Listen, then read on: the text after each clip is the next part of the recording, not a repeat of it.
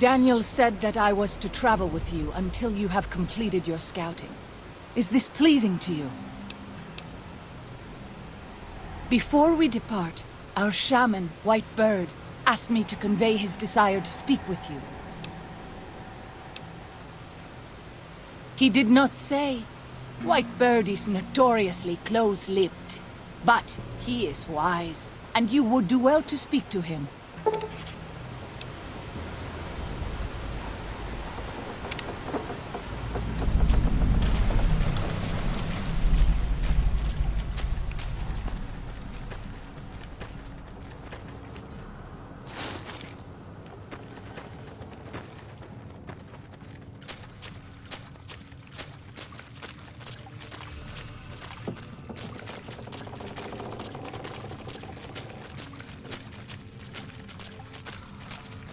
By the rivers of Babylon, there we sat down. Yea, we wept, when we remembered Zion. Remember, O Lord, the children of Edom in the day of Jerusalem, who said, raise it even to the foundation. O daughter of Babylon, who ought to be destroyed, happy shall he be, that rewardeth thee as thou hast served us. Happy shall he be, that taketh and dasheth thy little ones against the stones. Do you know what it means?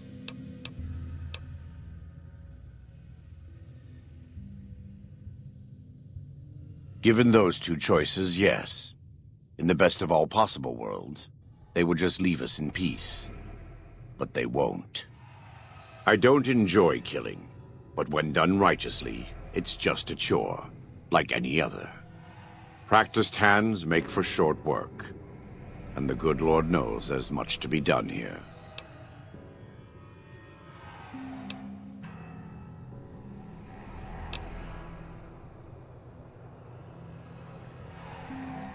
They're still God's children, but if they turn against their brothers and sisters, won't listen to reason, if they pollute the Lord's temples on earth, like Zion, who are we to stand by and let them continue? Daniel does not yet see things the way we do. He is the John to our Matthew and Mark. When you have a moment, speak with him. There may still be time to save Zion from the Whitelegs, to keep God's children here, in this living temple. Welcome back. What can I do for you?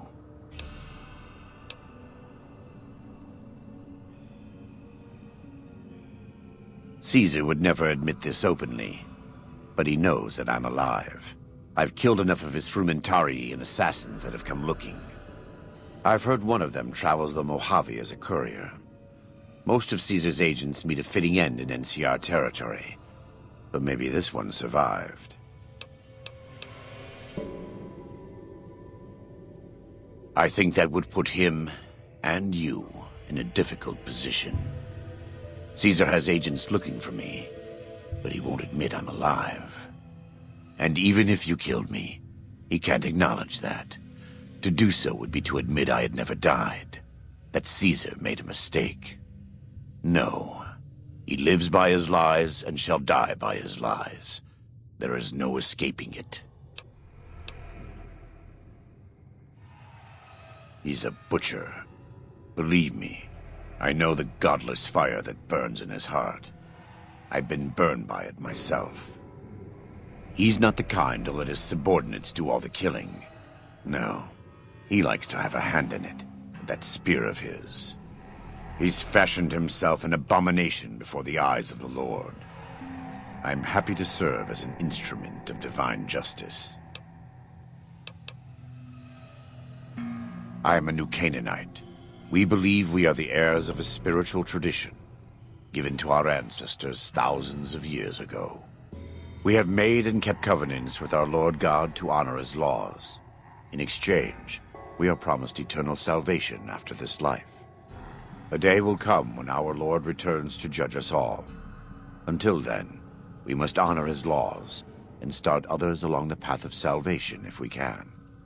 That's why we trade with others and work the tribes. We have more than food and medicine to offer.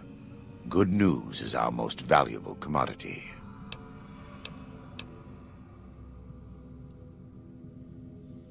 In a world filled with misery and uncertainty, it is a great comfort to know that, in the end, there is light in the darkness. Every day we move closer to our judgment. We must do our best to walk in the footsteps of our Lord and teach others how to do the same. For many of us, the road is a difficult one, but the path is always there for us to follow, no matter how many times we may fall.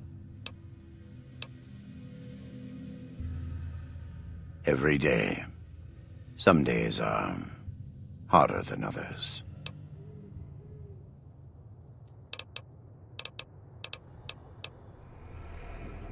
I wouldn't say that. I am the acting war chief for the Dead Horses. They look up to me for such matters, but I only have the authority they give me. Daniel is the spiritual leader and main link of the new Canaanites to the Sorrows. He's up in the Narrows right now. It's not something I enjoy, but I pray to God that someone may learn from my mistakes. What would you like to know? I was born in Ogden, what people came to call New Canaan. Things were more peaceful when I was growing up. When I was a young man, I went out into the world to do missionary work, as all New Canaanites do. I traveled along the Long 15 and followed 89 south into Arizona. Along the way, I met two men from a group called the Followers of the Apocalypse. Edward Sallow and Bill Calhoun. They came to teach the tribes. Calhoun was a good man. Edward was the one who got us into trouble down the road. No, not then. Back then he was just Edward. Smart man. Young, but we all were. We thought we could hike into the Grand Canyon and talk to Blackfoots. We did. And the Blackfoots were friendly enough at first. But eventually, I've thought back to that day so many times. I must have mistranslated. Something must have been mixed up, because the Blackfoots decided we weren't going to leave. The rest is history, assuming Edward hasn't changed it. This way lies the path to hell. Caesar needed me to translate. Translation became giving orders. Giving orders became leading in battle. Leading in battle became training, punishing, terrorizing. A series of small mistakes before a great fall. And I stayed in that darkness until after Hoover Dam. After I failed Caesar and he had me burned alive, thrown into the Grand Canyon. I survived because the fire inside burned brighter than the fire around me. I fell down into that dark chasm. The flame burned on and on. The next morning, I woke up and crawled out of the northern edge of the Grand Canyon, that cursed place. It took me 3 months to reach New Canaan. It was as though the prodigal son had returned. They welcomed me like I had never left, never done anything to shame them. The fire that had kept me alive was love. Their love. God's love. I will never be able to repay the debt I owe to them, but I must try. It's not something... You are kind to offer, but no, there's nothing you can do. We don't use chems, but I learned long ago that I'm immune to their effects. It never stops burning. My skin. Every day I have to unwind the bandages and replace them with fresh ones. Exposing my body to the air is like living through it again. But it's better to be clean than comfortable.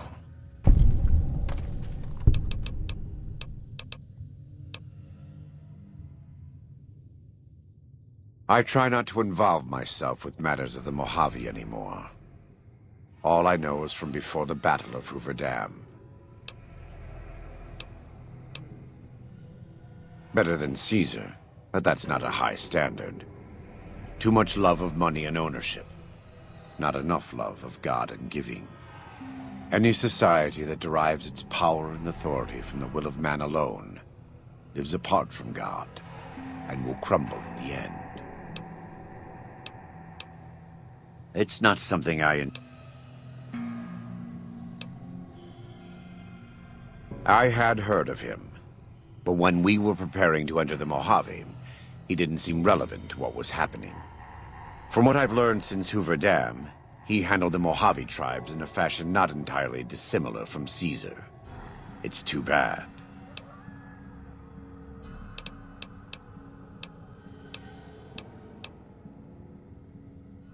Love the sinner, hate the sin. With Caesar, it's often very difficult to see through all of that sin to the person inside.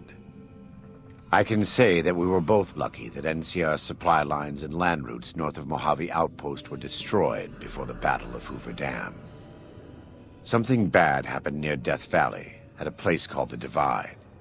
NCR couldn't cut across anymore, and it slowed down the reinforcements.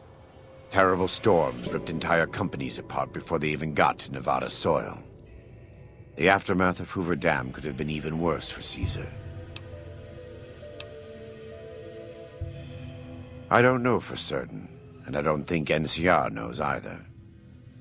Whatever happened at the Divide was too much for them to handle. Our Frumentari told us what they saw.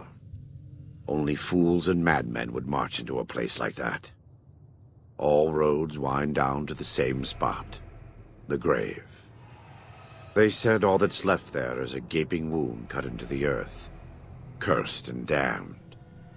No place for God-fearing folk.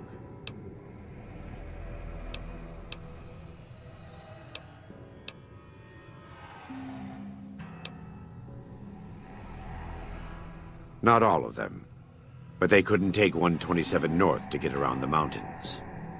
As if Death Valley weren't enough, they had the Divide and Big Empty to deal with. From what the Legion's explorers reported, the Big Empty may as well have been a wall to any living thing approaching it. We do. Though the Whitelegs destroyed New Canaan, they didn't destroy all of our supply caches. All forms of currency are recognized here. Caps, NCR dollars, even Legion coin. Take a look.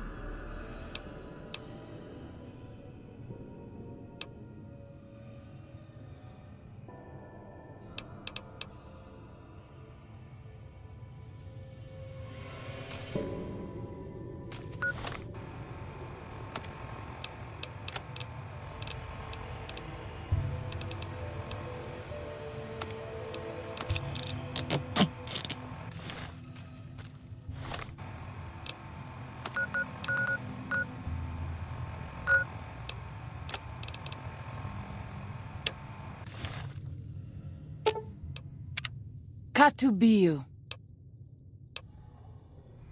I do. A fine husband and 3 children. I miss them each day, but I take comfort in knowing they are safe. When we learned that Salt Upon Wounds had defiled Zion with his presence, Daniel ordered the children, the old, and the sick evacuated from the camp. My husband volunteered to lead the hunters that went with them for protection. I try not to worry about them, but we have had no news for so long, and Daniel seems sad when I ask him about it. Sad and a little frightened. Perhaps he will. I sometimes feel he thinks he must protect me. If he has news, I would know of it.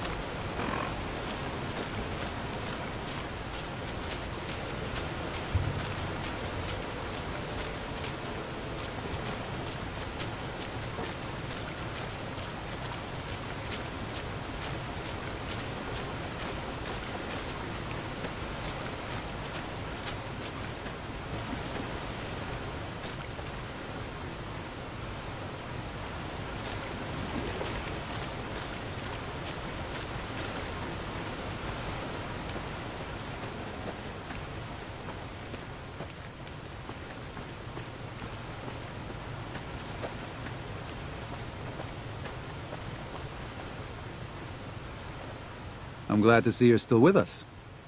How can I help you? What do you want to know exactly? I'm sure she could tell you much better than I.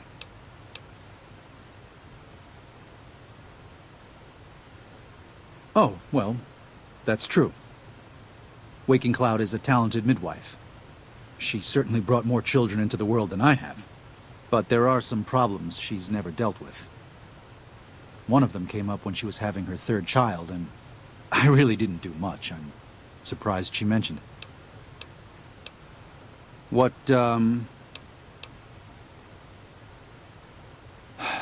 I did. Her 3 children are safe.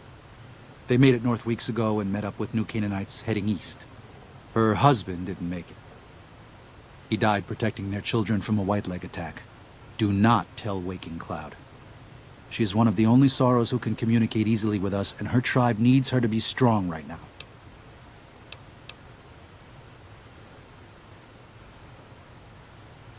To everything, there is a season. Who are you or I to put this heavy burden on her now?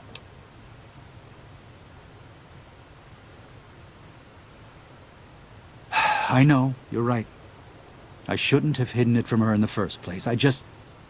We can't fail here again. Zion can't become the next New Canaan. The Sorrows don't deserve that.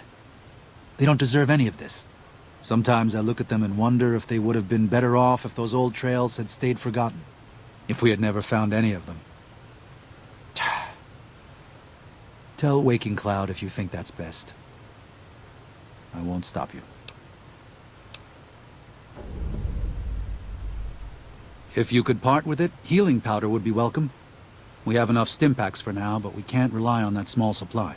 Brock and Xander plants can be found throughout the valley, and you might even find some on Whitelegs you come across.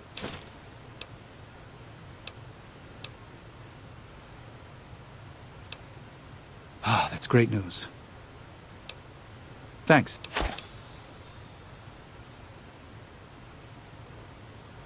There's an old saying that goes, if you want peace, get ready for war. You've got me figured half right. I'll shoot dead any white leg that tries to creep into this camp. But it's only to protect the Sorrows. The Lord helps those who help themselves. But the Sorrows don't know how. Joshua and I do. Since I got them into this mess, I need to get them out.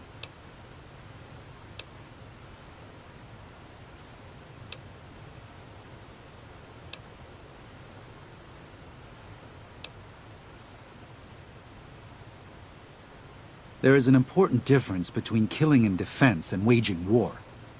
Even a Gentile like you should know that. Joshua is a living Bible of all mankind's miseries of war.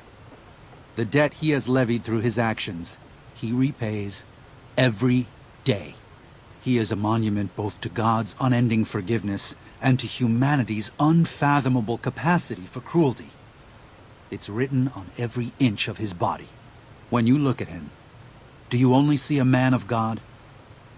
Beneath those bandages, he is burned flesh. As he burns, so does he consume everyone around him. Joshua wants to fight because the Whitelegs have stoked the naked flame inside of him. You see the light, but do not yet feel the heat. I can pray that you never will. But it isn't up to me, and it isn't up to God. It's up to Joshua.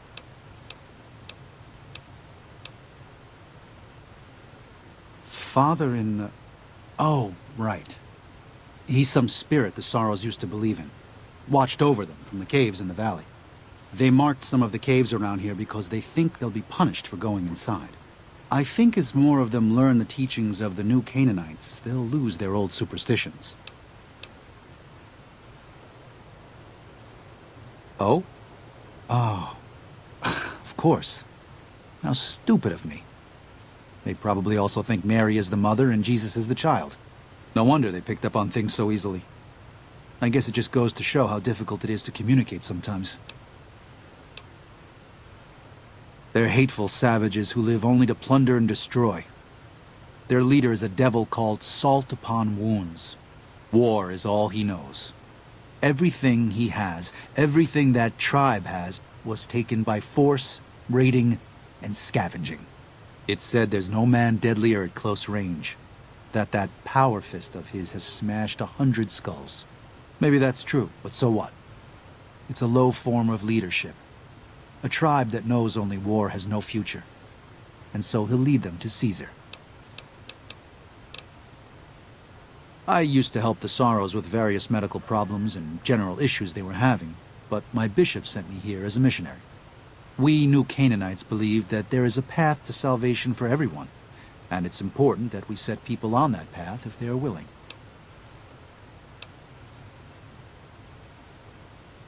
I'm trying to make amends for allowing our problem to become their problem. The new Canaanites, I mean.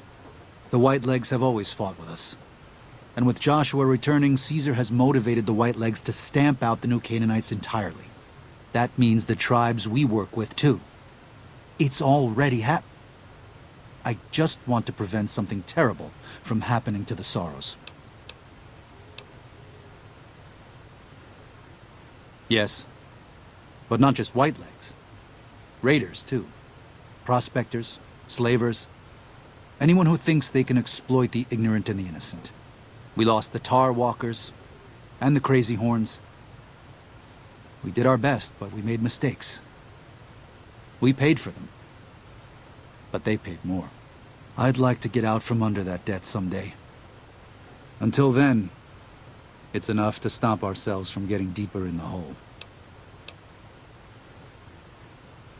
To remove the Sorrows from harm's way. I have to give credit to the Whitelegs for finding their way here. Though I imagine many died in the process. But they can't follow us east. Not into the Grand Staircase. They don't know how to live off the land. We head there. We can find some safety. Of course. Until then. Katubiu. What? No. You must be mistaken. Daniel would have told me.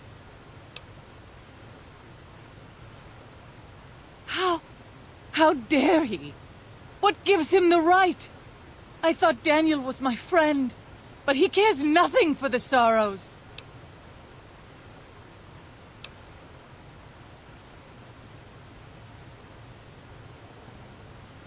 Perhaps. I will have to have a very long talk with Daniel when all of this is over. Thank you for telling me this truth.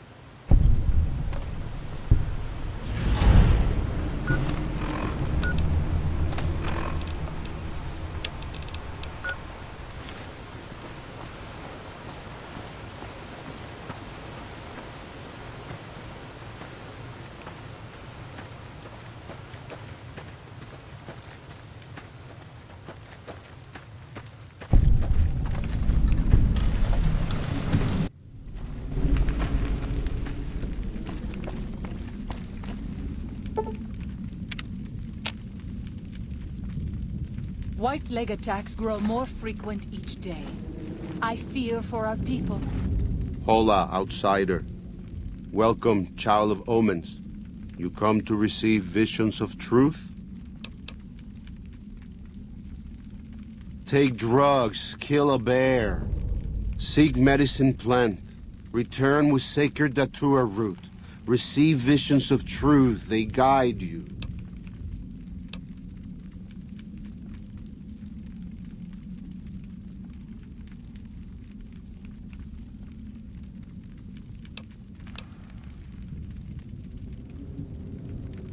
Go. Return, maybe yes. Return, maybe no. But go. And for our valley if something is not done.